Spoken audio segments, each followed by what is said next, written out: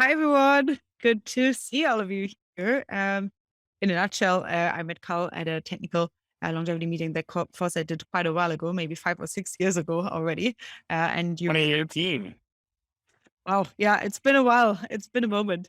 And that was, I think, at a time when, investment was still definitely not something that was very mainstream in the longevity area. Let's put it this way.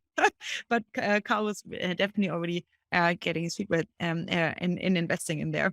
And then really proceeded not only to invest and angel invest, but also to create the resource that many of you really cherish and love, and that I've keep referring people back to who are new in the space, which is Agingbiotech.info. And it's a fantastic crowdsourced document of a variety of different companies, all ordered and clustered according to really great benchmarks, and where you can have different ways of sorting through, including diagnostics and so forth. And so hopefully we'll also talk a little bit about Aging Biotech Info in a second, but maybe just to bring people up to speed who may not know you here yet, maybe you could tell us a little bit about how you personally got into the longevity investment field, because I think, as I understood from our first meeting, you were really in computer science first. So super interested to hear how you got into the space. Yeah, for sure. Of course, right at this moment is when the street cleaner is going by. But that'll be gone in a minute. Um, so, so I'm a tech guy, PhD, Stanford, computer science, AI, and then I worked at Google for about a decade doing big data. So, knowing about data analysis and machine learning. Um, and after doing internet advertising and other things there, I decided to work on things that would help more people's lives and especially save lives. And after looking around a lot, aging and longevity was the clear winner in terms of um, amount of good and lives saved and years of health given to people per hour of my time invested and per dollar donated or invested.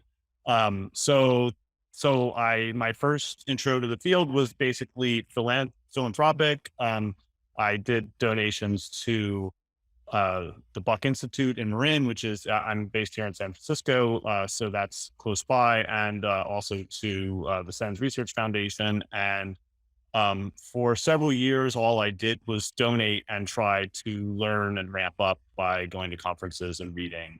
And then I got into trying to accelerate progress in the field, primarily by engaging, by hosting events or trying to help those who are hosting events to bring together more scientists and entrepreneurs and investors to help create a better ecosystem for people going off and starting companies. Because at the time that I got into the field, which was around 2013, um, NIH funding was sort of dwindling or stable on an absolute level, but falling on a real inflation adjusted level.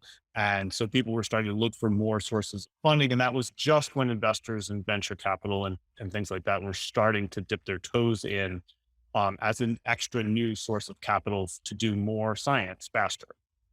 So we recognized, and a lot of people at the Buck, for example, didn't know how to do that. The PhD students and the postdocs in the field didn't recognize jumping out and starting a company as a really clear cut career path, or didn't know how to do it. And there was lots of people nearby in Silicon Valley. And so there was a bunch of efforts to bring those together, all in-person efforts. And some of them were successful and some of them weren't.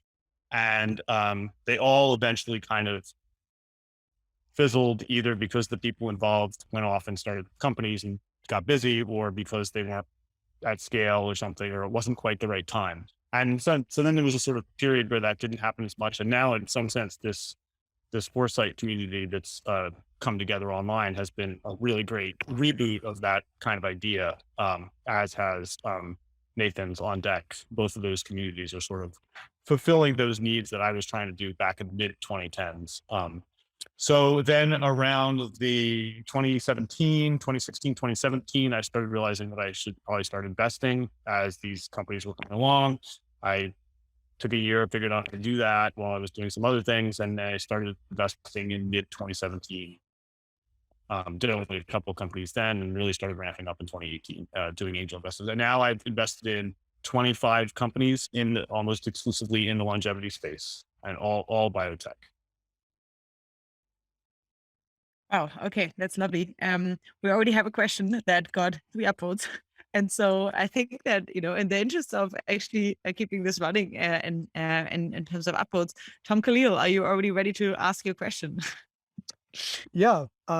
My question for you is, what either companies or you could, I suppose, refer to researchers as well, do you think have some of the most interesting proposed clinical endpoints? So, so you mean novel clinical endpoints? Like they've got some innovation in what they're trying to get accepted as a. I mean, most of the companies are going after existing, lack of aging as a disease categorization. So they're going after existing clinical endpoints that are known indications. Um, so are you asking for one of the most interesting, like, hacks of what clinical endpoint they go after in their clinical trials, given the palette that are available? No, well, it could be interesting along whatever dimension you think is relevant. I think certainly one dimension is plausibility.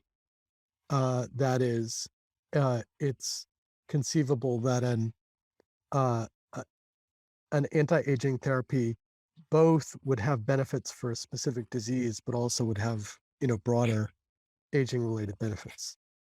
Right. So most of the good companies are going after that exact pairing, right? Yeah, They want um, potential future off-label applicability to a wide variety, if not the entire aging population. And then they go after some particular, and there are some obvious, this is actually one of the most interesting sort of aspects of the field that's really art as much as science right now, is figuring out what is the best pairing where you've got some fundamental mechanism of aging that you're trying to alleviate or interfere with, and there's a particularly well matched existing indication that you can go after for approval, for formal regulatory approval. And there are some obvious pairings, like the companies going after, atherosclerosis are going after hypercholesterolemia. And then of course it's easy for all the senolytic companies because there's so many different clinical indications that have senescent cell implication. So they're going after, idiopathic pulmonary fibrosis or chronic kidney disease or any number of, a dozen or two things in that space. Not quite. So yeah. So is there? So what follow up question do you have along that? Has What anyone which I done a understand good what job of sort of mapping that, of like what are these areas where there's a potential pairing between a specific disease indication?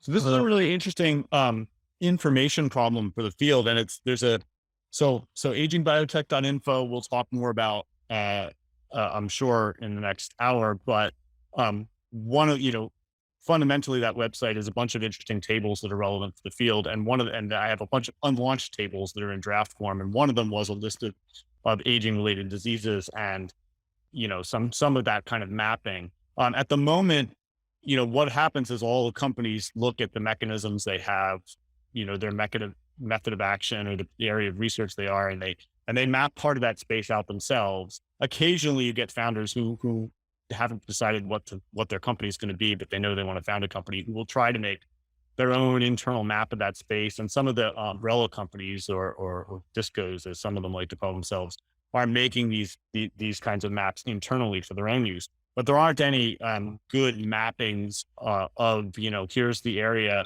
here's a list of potential good indications for you that are public or free, as far as I know of. That would be a valuable thing for someone to do in the field. And, I started down that road, and then more important other tables came along. And so I don't know if I'll ever get to that. We'll see. Thanks. Maybe that's a great segue into one of the other questions that got upvoted, which is, what can you explain us a little bit more just on agingbiotech.info? And for one, what are good like shortcuts or hacks on how to use it?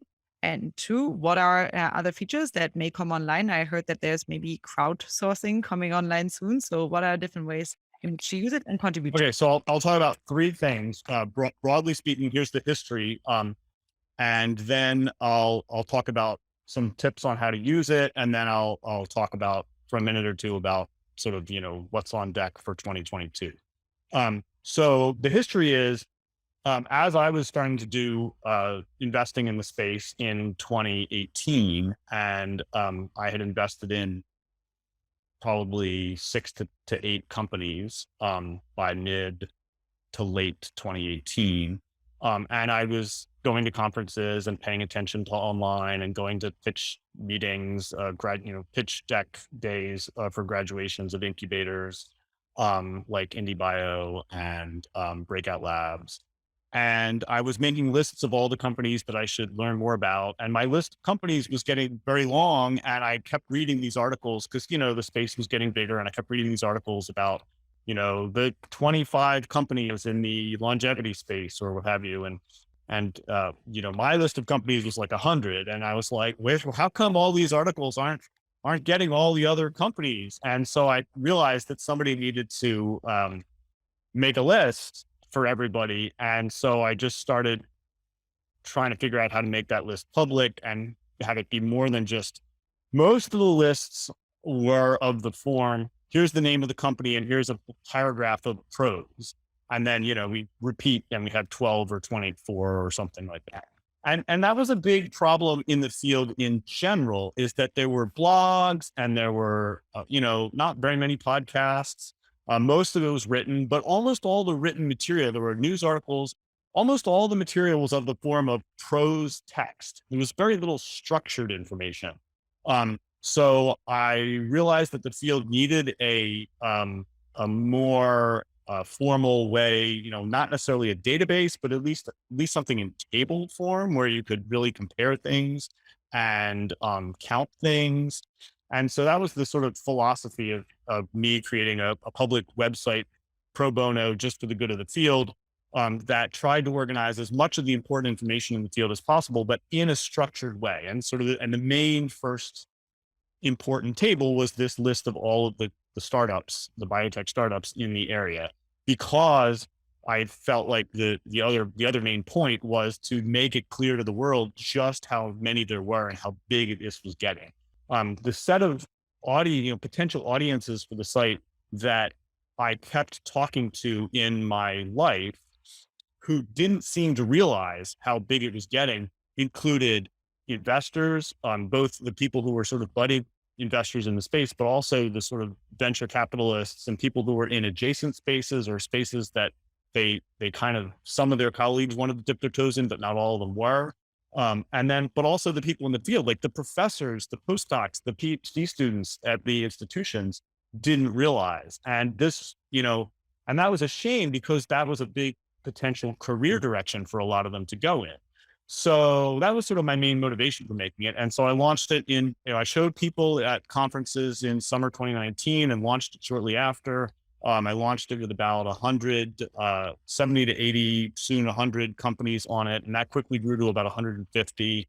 And now there are probably 250 or something like that total amongst the main company tab and also the on deck, companies that I still need to process tab.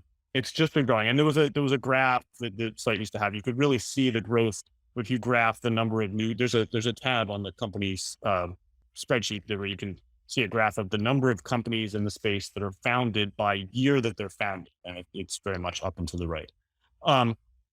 So that's how the site came along. I wanted it to be a way for people to follow along what's going on in the field, basically, but in a structured way, not here's the latest news cycle, something happens with one company. And so all the different sites and social media propagate it. I wanted you to be able to then go and look at, here's all the similar companies in the same area, blah, blah, compare, employee counts or other information so you can tell just how big these companies are.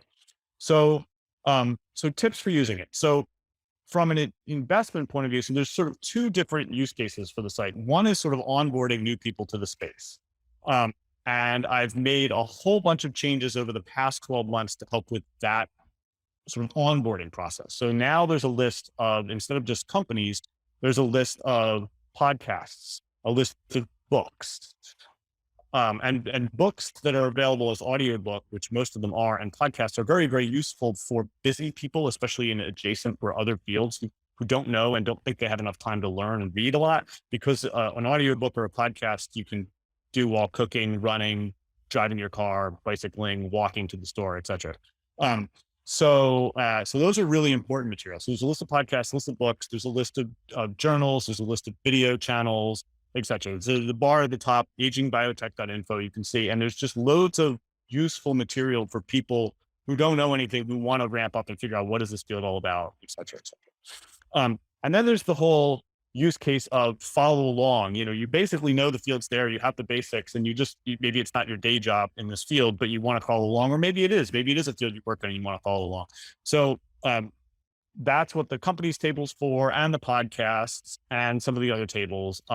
So you can visit them from time to time as a reference, and they can be useful jumping off points for more research. At the moment, the company's table is woefully out of date due to the pandemic. I was distracted with some other attempts to save lives during the pandemic, and that'll be getting back to updating that this year in 2022. In addition, in 2022, I want to open it up to some more crowdsourcing. So there is now a Google group for anyone who wants. So this is, I don't want to make this site like a wiki where anyone can just come and edit it. So there's going to be some, code reviewing or checking at first, but I want to open it up to people besides me making updates and edits and additions to it.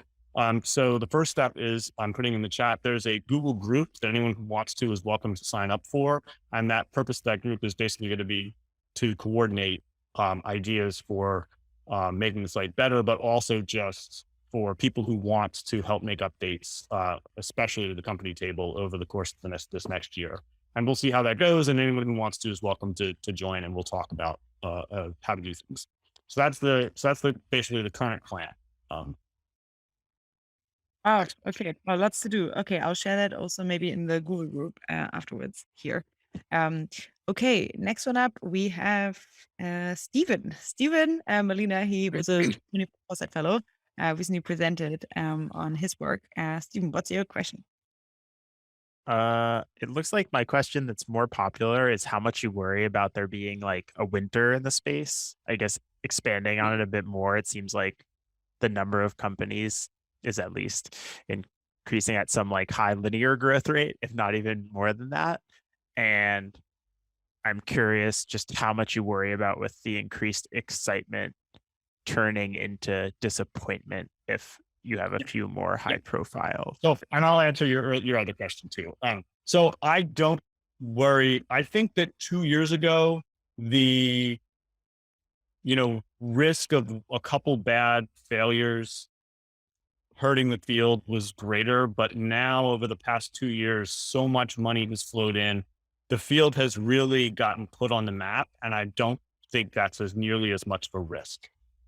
We had Unity's big failure, and that was followed by Restore Bio's failure. And, those were two of the biggest companies in terms of hype and presence at conferences, and the companies people talked about at everything, and they were at each conference and things like that back in 2019 or so. And both of them failed their first trials, and look at the space. It's hardly even, wasn't even a speed bump. So I'm not terribly worried about there being a big winter at the moment. I think that people are recognizing the inevitable logic of targeting the fundamental underlying molecular changes that underlie all the different chronic diseases, which has its sort of inherent, inescapable logic of efficiency. So I think that it's just going to continue to be up. Maybe there'll be a few speed bumps, but I don't think there's going to be a giant winter. Nothing analogous to, for example, the winter that happened in neural networks after the end of the 60s, which basically stopped research for a decade in that area. I think that if anything, things are going to keep expanding, and more of biology is going to be devoted to this, to this area, or layering these kinds of issues on top of whatever other biology they were looking at. And your other question was, where do I fall on the spectrum of high risk, longer term versus shorter term, but maybe more likely, more certain ROI. Um, the short answer is both. But uh, the, I think that there's sort of three, I don't do the super short term, right? The sort of the one end of the spectrum is sort of, there's a whole bunch of companies and a whole bunch of work on like nutraceuticals. And I don't do much of that personally with my own investing, although I do think it's important. And I think that there's big wins there. And I think it is getting a lot of attention.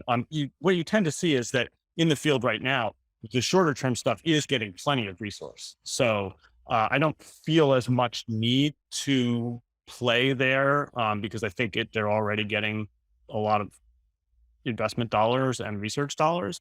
But I don't specifically try to shy away from it either. But I definitely want to be involved in some of the longer term things because I have a long investment horizon myself personally.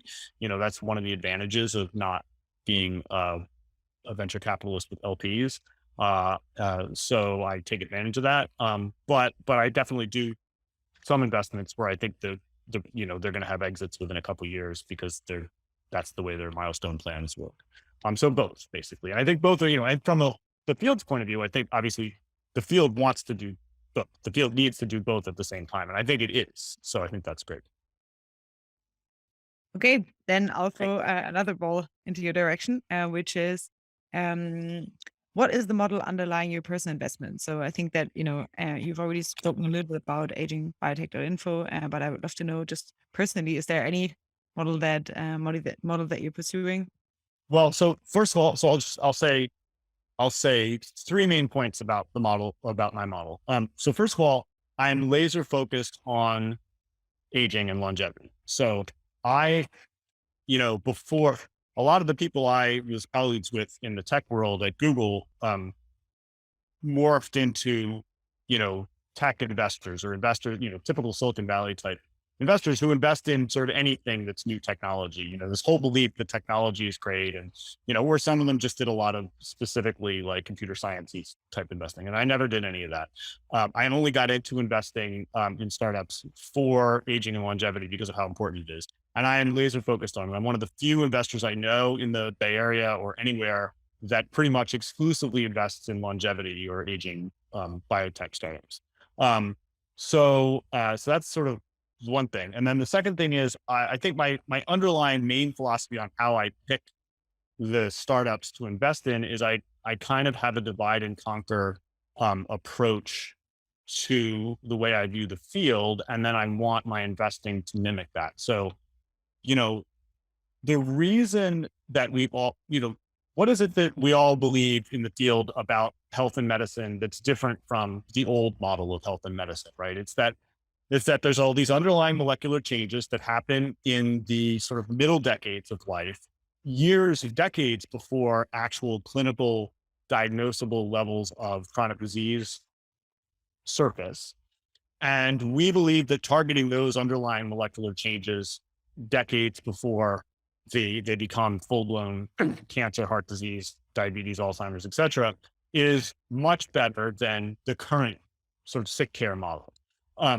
So what are those underlying molecular changes? Well, obviously there's just one. There's many different kinds. And in order to really fix aging, I think quite a large fraction of the field now agrees you need to fix a bunch of different things.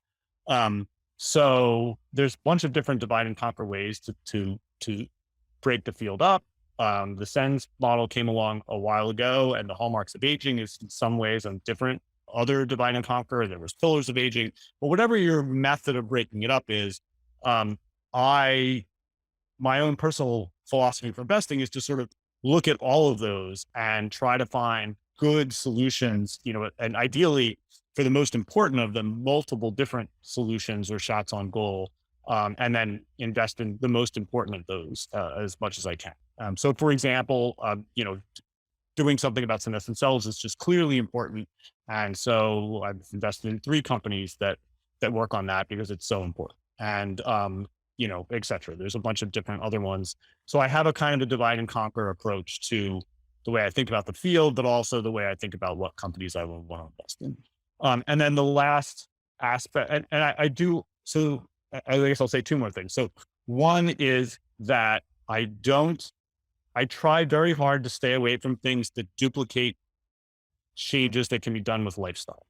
So I'm not a fan of for my own personal investments of investing in lifestyle mimetics. So diet mimetics or calorie restriction mimetics or exercise mimetics. Um, there are, I'm more interested in the things that will also extend the healthy lives of people who have whatever is the theoretically optimal lifestyle. So that's a personal preference on my part. It also just helps me narrow the field down so that it's not too much. Um, and I have a lot of interest in non-invasive or minimally invasive diagnostics and biomarkers. Those have problems from a business model point of view, but I do a bunch of investments in that area. Okay, super useful. Thanks. David Brown. Hi, Karl. This is a bit of an expansion on Stephen's question. I'm curious to get your take on, for aging investors in general, if there's more leeway from an ROI perspective, given just the fact that aging therapies and the studies that they need to do to support them take so long. So, like, when you go to an investor pitch with someone who's interested in investing in aging, are there any people where it's reasonable to say, yeah, we've got a 20-year plan here, and no, we don't have any plans to make some offshoot profit in the short term? Are there opportunities for that? And yeah. So most companies don't take that approach, right? They need, it's hard to get investment money that's willing to sit around and give you 20 years before they see return. So most companies have to figure out a shorter term way to get regulatory approval, and find some other indication that they can go after, but then with the promise that, with the hope that when they get regulatory approval for that, which will give them business success, and clinical success will then lead to business success just on that basis, then the idea is that the longer term aging aspects will basically just be additional ROI on top of that. And the icing that is much bigger than the cake in the end. The exceptions are the sort of Calicos and Altos Labses of the world, where you get really deep pocketed investors who set them up to almost be more like research science things, where they're willing to wait a decade for a return because they have such deep pockets. But the majority of the space in terms of numbers of companies, if not amount invested, don't have that kind of 20-year time frame. And in fact, for example, the majority of companies, 200 plus companies in the area, and almost none of them do lifespan studies, even on mice, right? That's very unusual for a startup in the space. They might have grown out of academic work where there are lifespan studies, or where the intervention testing program has tested that molecule on mice, but it's not a common thing for a company itself to run a lifespan, an 18-month or longer lifespan study on mice, for example. Does that answer your question? Yeah. Can I ask a quick follow-up, just your opinion? Do you think there's any risk that that's a problem, that we've got 99% of companies pursuing, I would say, like a pseudo objective function, when the real objective function is lifespan? Is there a risk that we're gonna not see what we want? Yeah, this is a good question, right? So is there, I think it's very clear that the current model that I just said, to go after the indication model, right, is going to produce useful things, right? So I don't think it's bad. It's not going in the wrong direction. The question is there something that we're missing by only doing that?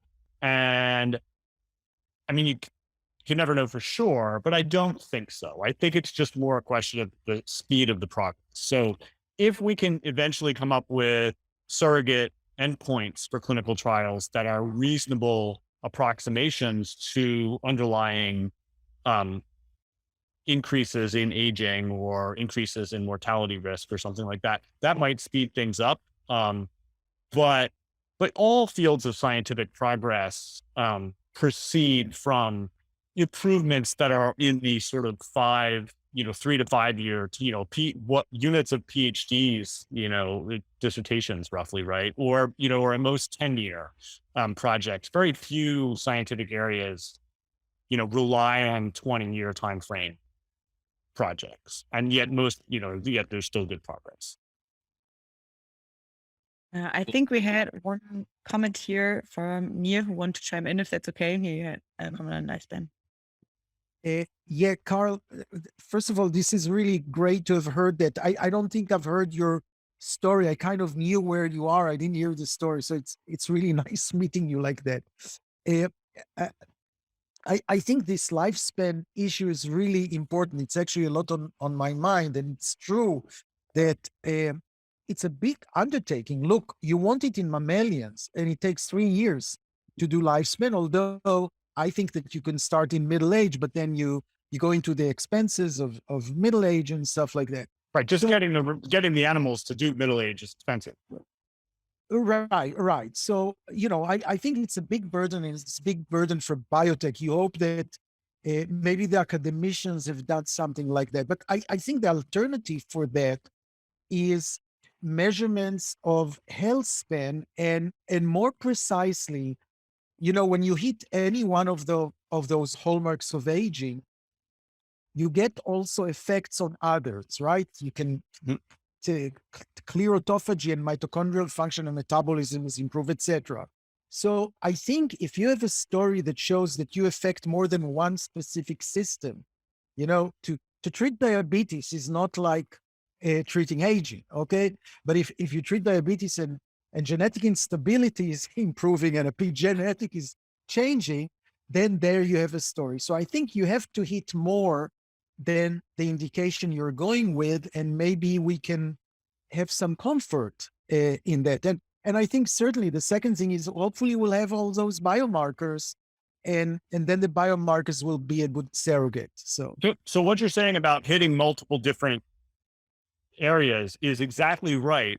But where that comes in is the ROI that the investors see that makes the company more valuable from an investor point of view, but it doesn't help you hit regulatory approval. You still have to go to regulatory approval for some specific indication. And then the idea is that you maybe it gives you multiple shots on goal because there's more than one indication you can go after simultaneously.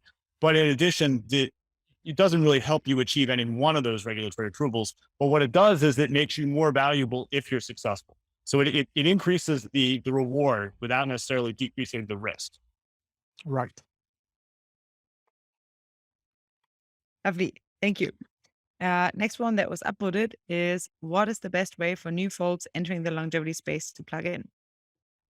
Right. So I talked about this a little bit with when I talked about how to use Agingbiotech.info for onboarding, right? I mean, if you're totally new, the first thing is, expose yourself to the basics, right? Go find one of the good books. And there's a list on the Agingbiotech.info/books, and read it. Maybe read 2 books and start at the same time listening to a bunch of the podcasts, most of which are in the form of interviews and are very easy to sort of listen to while you're doing something else.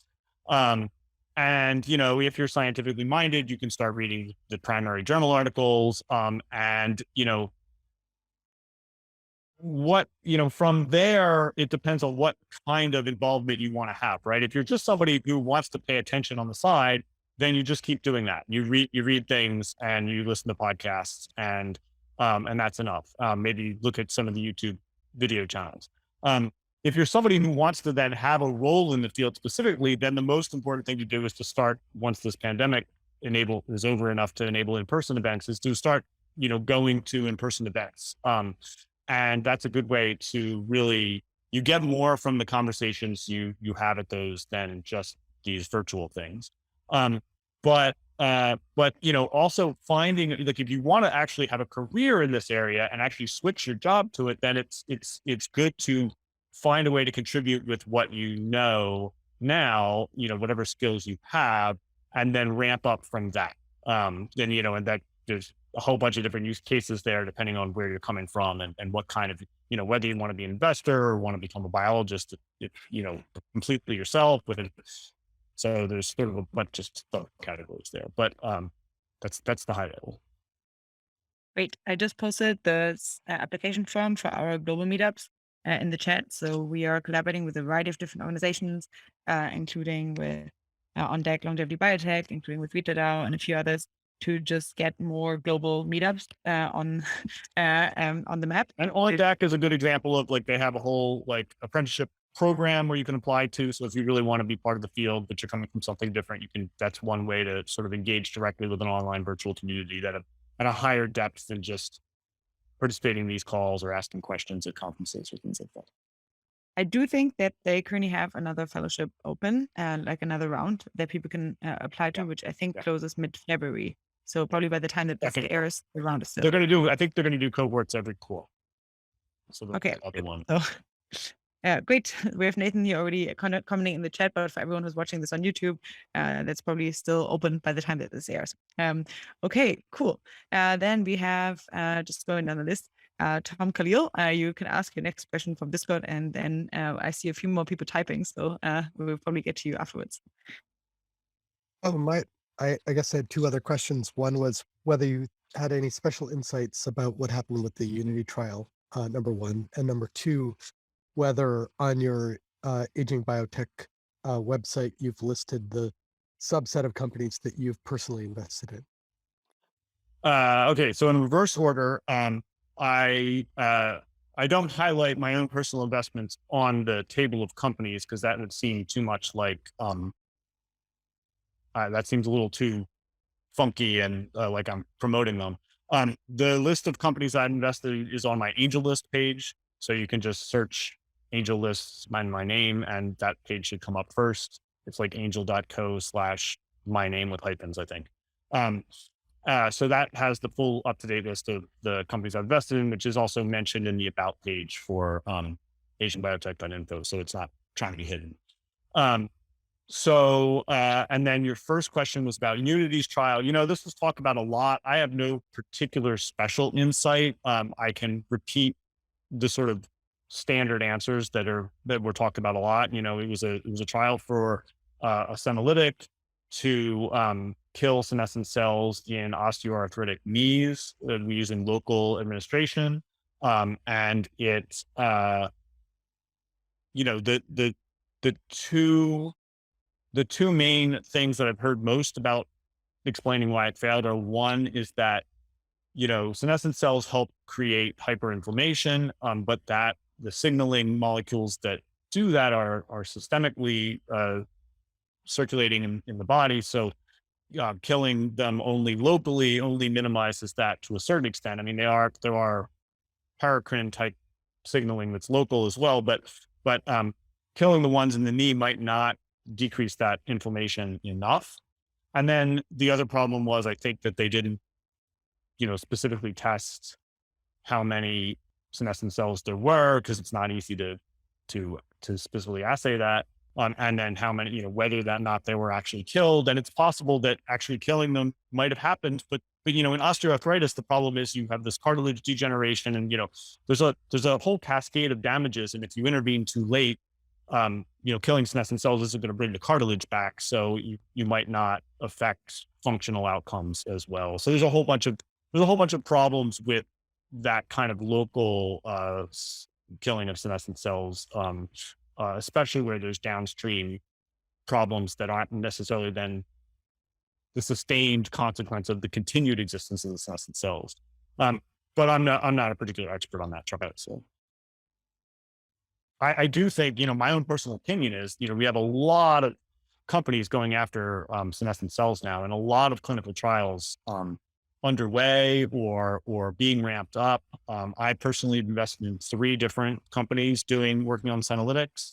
And I think that we're going to have, successful senolytic trials certainly within 10 years. And I wouldn't be surprised if it was within 5 years.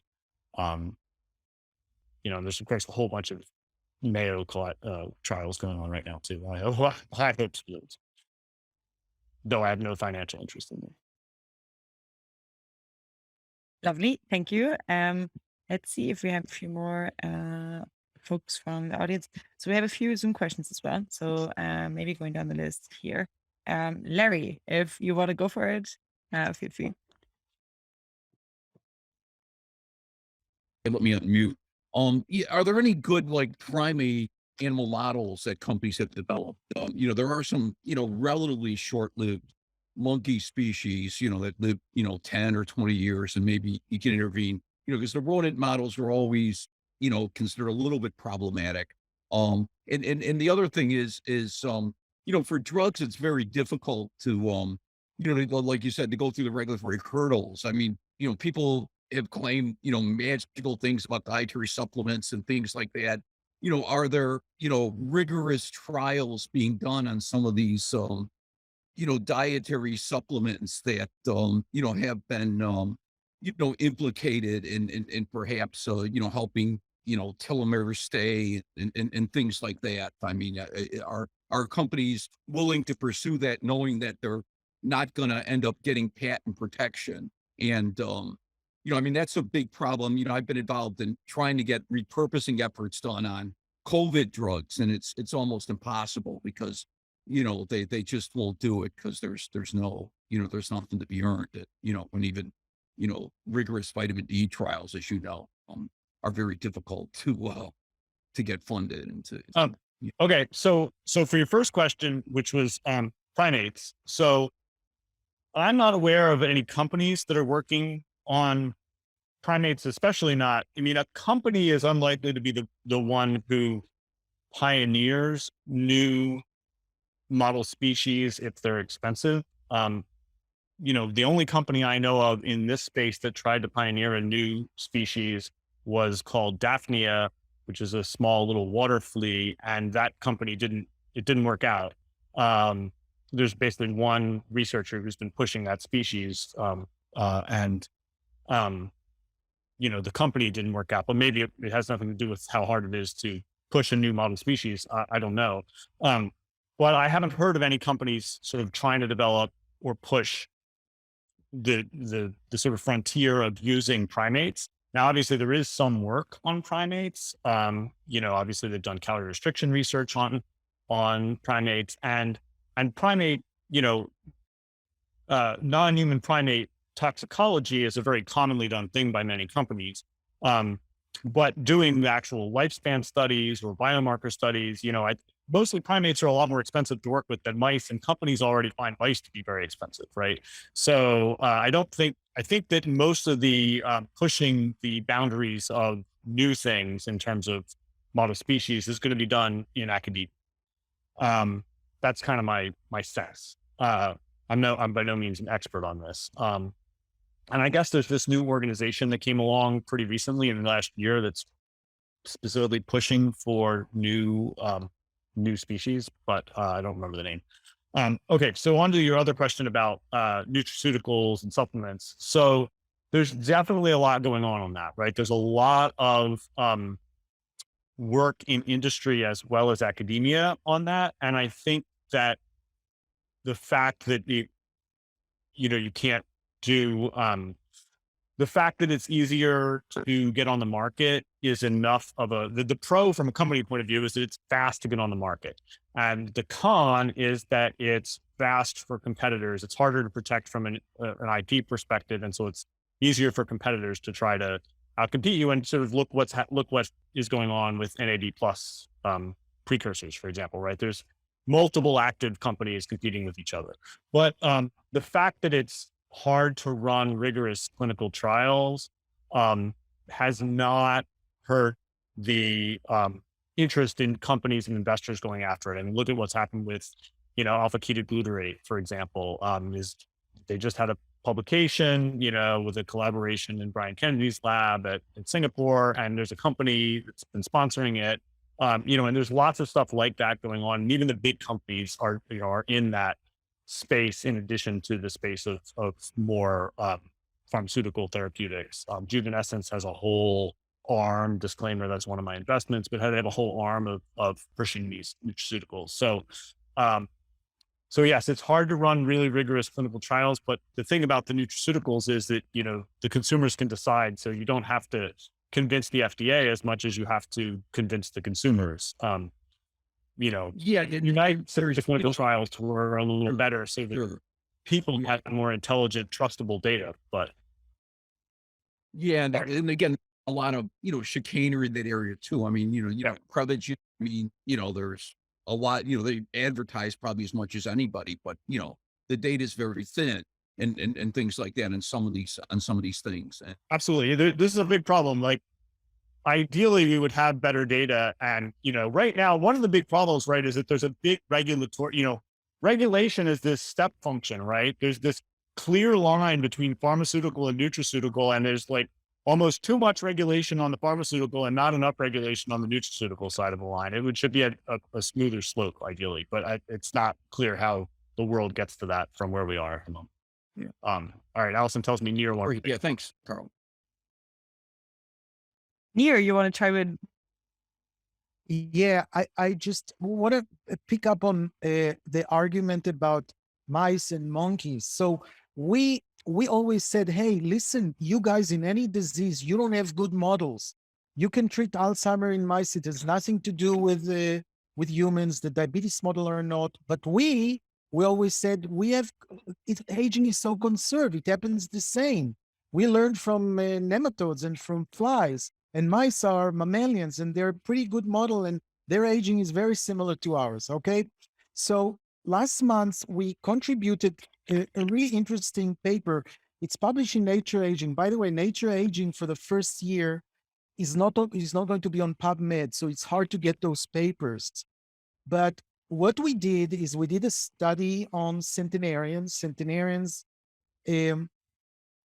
with an increased health span, and we basically did whole exome sequencing of thousands of people, and we asked what are the rare genotypes that are different between centenarians and people who don't have longevity in their family.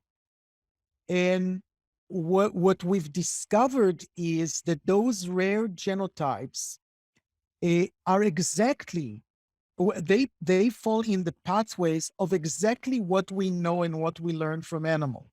mTOR, insulin IGF signaling pathway, AMP kinase, MYC, all those things were almost whatever we do longevity in animals, we actually get it in humans. And I think this will be a very strong argument why our animals are actually pretty good, and that you don't need to go necessarily to and spend more, not only money, but time. I mean, how can you do it with animals that are living 8 to 10 years?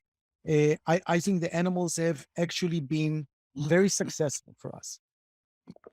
So I'll also point out that I think there's a Stanford researcher named Mark Krasnow, who's been trying to popularize mouse lemurs as a new interesting species for biology in general and from health and medicine in general. I posted on LinkedIn and Twitter about maybe this would be a good species for aging, but this is not something that's currently done, certainly not by companies.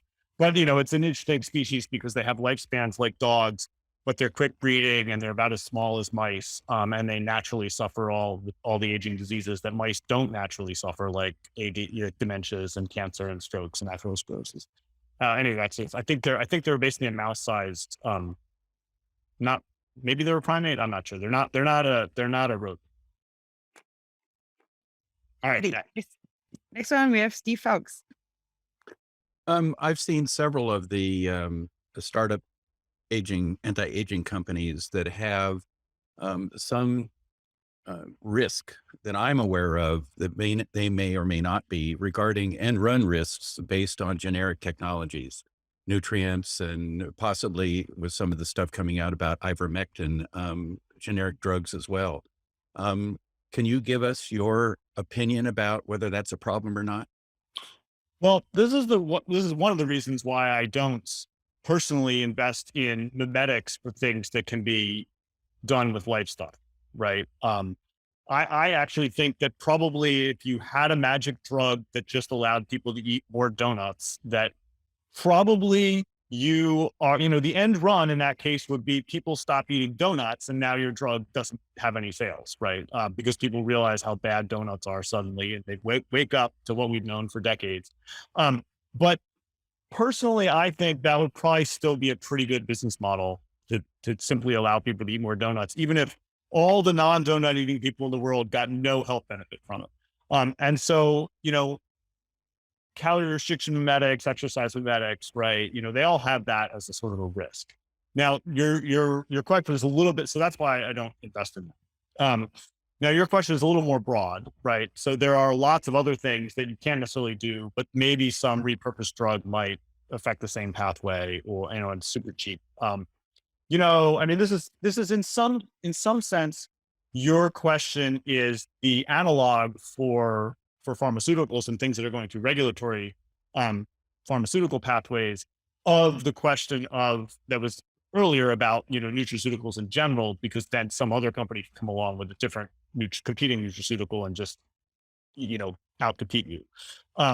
You know, in lots of areas, there's no IP protection, right? Most of computer science, most of the internet era, the .com 1.0 and .com 2.0, were not built on things where you had IP protection from new competitors coming along and just doing the same thing as you, but better. It's instead, the business model there is you build a good product, you build a good team, and you run faster and make it better than your competitors. And so, in the case of a regulatory thing where maybe it's going to be expensive, like why would a generic come and out compete you? Well, maybe it's a lot cheap.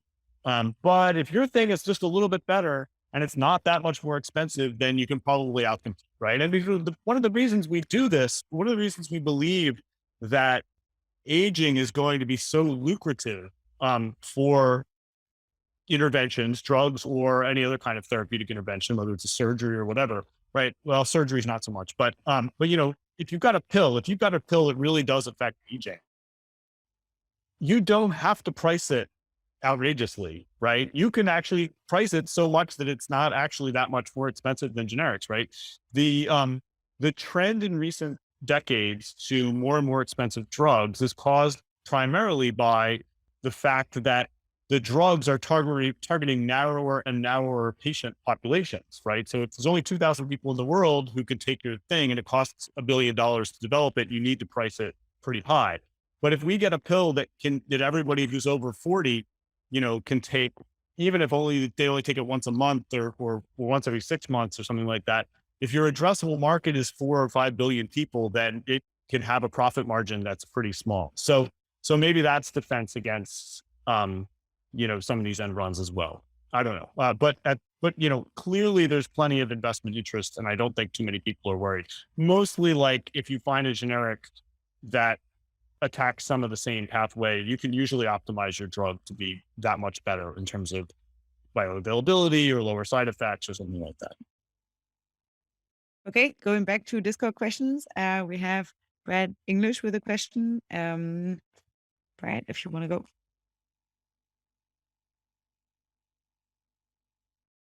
Oh yeah, sorry, sure. Well, feel free to follow offline with this one, but I was curious, having a PhD in computer science and doing big data science, and being in longevity as you are now currently, if you advise companies, entrepreneurs, et cetera, at that interface, because it's still kind of rare, but it's definitely growing a lot with different biomarker companies coming up and stuff. So a lot of the companies I've invested in do have some, machine learning or AI component to their platforms. I don't get too down into the details, but I do high level kinds of, I give them high level kinds of advice. Computer science moves very fast, right? If you're out of the game for 5 years, you're behind. So, I'm behind on the latest details, but I know enough of the theory and the high level to be able to talk intelligently about the high level details. So yes, I advise companies on those kinds of issues at a high level, but I don't, get down into the code with them or recommend specific tools or things like that. Does that answer your question? Yes, I was resting the mute button there for a second. Absolutely. Thank you, Karl. Lovely. Well, I'm hoping as a Foresight Fellow that you also get the mentorship of Karl potentially. Okay, lovely. Next one, we have maybe we have time for this one. Let's see. David Brown, you had another one that got upvoted. Yeah, I had a question about, so imagine you mentioned that most startups, they have this they have a pitch where they have some short-term ROI, and then they might, most startups in the aging space, the short-term ROI, and then they also might help in aging for the long term. And I'm just curious, do you have any advice for how to pitch kind of that dual concept? You have such a limited time and you really need to be sharp and focused with your when you're in the early stages. So how do you say, oh, we're going to do this for this disease, but we're also going to help aging? How do you see startups do that successfully? The common template is that, the is that a pitch, whether it's the deck, both the deck and what's said verbally, will show that there's something that's clearly fundamental about something aging related, and that they have data. Usually, there's some academic data that helped create the idea for the company, and that they have data that shows that their thing that they're going after, their target or their method on their platform, will affect that, and that the science that's established, already before the company came along, shows that if you affect that, you're likely to, beneficially help with aging. And then they show, the indication that they're actually going to go after go to market, or maybe a sequence of them, and show how that area of aging is related to the clinical pathology, the cascade of pathology that's involved in that particular indication. And then they talk about things like markets, addressable market size for that indication in terms of how many people suffer from it, and, who the competitors are in that area, things like that. So the sort of the answer to your question is basically the two parts of the question that you asked back at you, right? It's like they talk about both, right? And a lot of people won't invest if they don't understand what fundamental aspect of aging is getting after, is being, how is it at least somehow related to aging, or it goes into a different category, right? And then not all the companies, at early stages, some of the companies are just at an exploratory stage and they haven't even decided on which indication to go after. And so some of the, at seed stage or at pre-seed stage, sometimes you don't know what the indication is going to be yet, but you just invest if you trust the team and you think they know what they're doing, and if the area that they're going after seems very good. Great, thank you. Well, we are now 2 minutes over time. So thanks a lot for Karl. Thank you so much for joining. I know that at the end of the day, there's always like lots of questions still trickling in, but I think we'll leave it at this for now, in the hope that maybe you come back another time. I am very excited to see those of you who are still interested in chatting on Discord and the biotech channel that's online there now. And somehow Karl has made his way to Discord, which is I see as a huge feat because it's very hard to get you over there. So I'll do a pass on the questions that I'll at least look at the thumbs up questions on the Discord, and if we didn't get to one of them, I'll type out a quick short answer. Okay, so that's continue to thumb up on the Discord real quick if there's a question that we didn't address and you want to see it answered. Wow, that's a very rare opportunity that you get there. So if you still want another question answered, then hop over there. I'm seeing many of you for next week's policy discussion with Dylan. More info on that will be sent out, and then a few of you in person, hopefully, all outside for our global meetups, and those will be happening likely on a monthly basis, all COVID permitting. But for now, we're 3 minutes over time, and I'll see you on Discord for those who want to continue chatting. Thank you so much for joining, Karl. This was very useful, I think, not only to me, but to everyone here in the group. So thanks a lot. Bye-bye.